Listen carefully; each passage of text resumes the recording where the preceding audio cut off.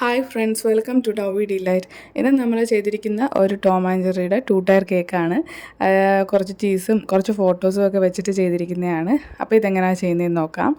അപ്പോൾ എൻ്റെ channel subscribe ചെയ്യാത്തവരൊന്ന് subscribe ചെയ്ത് ഷെയർ ചെയ്തേക്കണേ, ലൈക്കും കമൻറ്റും ചെയ്തേക്കണേ. അപ്പോൾ ഇതെങ്ങനെയാണ് ചെയ്യുന്നതെന്ന് നോക്കാം. ഇതിൽ കസ്റ്റമർ നമുക്കൊരു 3 kg black forest Tom and Jerry തീമാണ് വേണ്ടതെന്നാണ് പറഞ്ഞത്. പിന്നെ നമ്മളുടെ ഇഷ്ടത്തിന് ചെയ്തോളാൻ പറഞ്ഞു. അപ്പം പിന്നെ നമുക്ക് ഏറ്റവും നല്ല ബെസ്റ്റായിട്ട് എപ്പോഴും നമ്മൾ കൊടുക്കുള്ളൂ.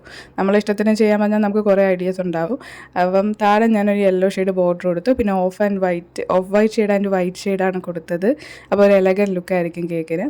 അതിനുശേഷം നമ്മൾ Tom and Jerry toppers studio ടോപ്പേഴ്സാണ് വെച്ചേക്കുന്നത്. നമ്മൾ ഈ ടോം ആൻഡ് ജെറി എഡിബിളായിട്ടും ചെയ്യാറുണ്ട്, അപ്പം ടോപ്പറായിട്ടും ചെയ്യാറുണ്ട്.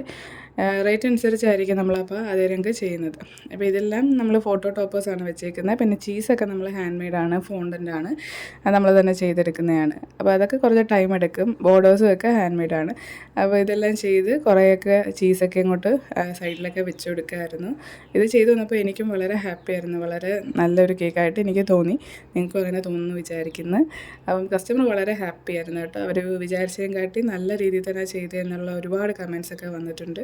അങ്ങനെ ഇതെനിക്ക് ചെയ്തു കൊടുത്താൽ വളരെ സാറ്റിസ്ഫൈഡ് ആയിട്ടുള്ള ഒരു കേക്കായിരുന്നു. പിന്നെ ഒരുപാട് പേര് എൻ്റെ അടുത്ത് പേഴ്സണൽ മെസ്സേജൊക്കെ അയച്ച് ചോദിക്കാറുണ്ട്, നമ്മളുടെ കേക്ക് എങ്ങനെയാണ് ഇത്രയും ഫിനിഷിംഗ് ആയിട്ട്, അതും ഫ്രഷ് ക്രീമിൽ ചെയ്യുമ്പോൾ ഇത്രയും ഫിനിഷിംഗ് ആയിട്ട് എങ്ങനെയാണ് കിട്ടുന്നത് എന്ന് കുറേ കമൻസും ഞാൻ കണ്ടിട്ടുണ്ട്. അപ്പോൾ എനിക്ക് ഇതിനകത്ത് പറയാനുള്ളതെന്ന് വെച്ചാൽ, ഒരുപാട് വട്ടം നമ്മൾ ആ കേക്ക് ഫിനിഷ് ചെയ്ത് പഠിക്കുക. ആദ്യത്തെ കേക്ക് എടുക്കുക നമ്മൾ ചെയ്യുമ്പോൾ കിട്ടില്ല. അപ്പോൾ ആദ്യത്തെ കസ്റ്റമർക്ക് ചിലപ്പോൾ നമുക്ക് ഫിനിഷിങ് കുറച്ചൊക്കെ കൊടുക്കാൻ പറ്റുള്ളൂ.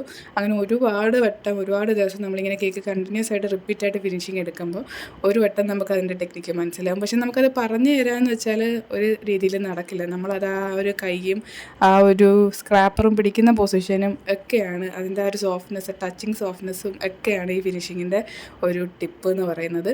അപ്പോൾ ഇത് ഒരുപാട് വട്ടം എടുത്തിട്ട് ഒരുപാട് വട്ടം കഴിയുമ്പോഴത്തേക്കും നമുക്ക് എന്തായാലും ഈ ഒരു ഫിനിഷിങ് കിട്ടും. പിന്നെ ഈ ഒരു ചൂട് സമയത്ത് ഭയങ്കര പാടാണ് കേട്ടോ. ഈ കേക്ക് മാത്രമല്ല, എല്ലാ കേക്ക്സും എനിക്ക് ഭയങ്കര പാടാണ് ഫിനിഷിങ് എടുക്കാൻ. പക്ഷേ എന്നാലും നമ്മളതിൻ്റെ ടോപ്പ് ലെവൽ ഫിനിഷിങ് നമുക്ക് പറ്റുന്ന രീതിയിൽ എടുത്തിട്ട് നമുക്ക് കസ്റ്റമർക്ക് ഡെലിവറി ചെയ്യാറുള്ളൂ. എനിക്ക് ഇൻസൈഡ് കേക്ക് മാത്രമല്ല, ഔട്ട്സൈഡ് ഫിനിഷിങ് മസ്റ്റാണ്. അതുകൊണ്ട് നമ്മളുടെ കേക്ക്സ് എല്ലാം ഒരുപാട് മണിക്കൂർ നിന്ന് ചെയ്തിട്ടാണ്, ഒരുപാട് കാര്യങ്ങൾ മാറ്റി വെച്ച് നിന്ന് ചെയ്തിട്ട്, അങ്ങനെ വേണമെങ്കിൽ പറയാം, അങ്ങനെ ചെയ്തിട്ടാണ് നമ്മളെ കേക്ക് ഇത്രയും നല്ലതായിട്ട് ഡെലിവറി ചെയ്യുന്നത്. അപ്പോൾ പലർക്കും ഒരിതുണ്ടോ, കേക്കല്ലേ പെട്ടെന്ന് ക്രീം ചെയ്തും കൊടുത്താൽ മതി, അങ്ങനെയൊന്നും അല്ല കേട്ടോ. ഒരുപാട് മണിക്കൂർ എടുത്തിട്ടാണ് ഓരോ കേക്ക്സും നമ്മൾ ചെയ്ത് ഫിനിഷ് ചെയ്യുന്നത്. അപ്പം ഇതായിരുന്നു അതിൻ്റെ ഫൈനൽ ലുക്ക് കേട്ടോ. അപ്പോൾ ഈ ഒരു വീഡിയോ എല്ലാവർക്കും ഇഷ്ടപ്പെട്ടു എന്ന് വിചാരിക്കുന്നു. അപ്പോൾ മറ്റൊരു വീഡിയോ ആയിട്ട് കാണാം. അതുവരേക്കും ബൈ.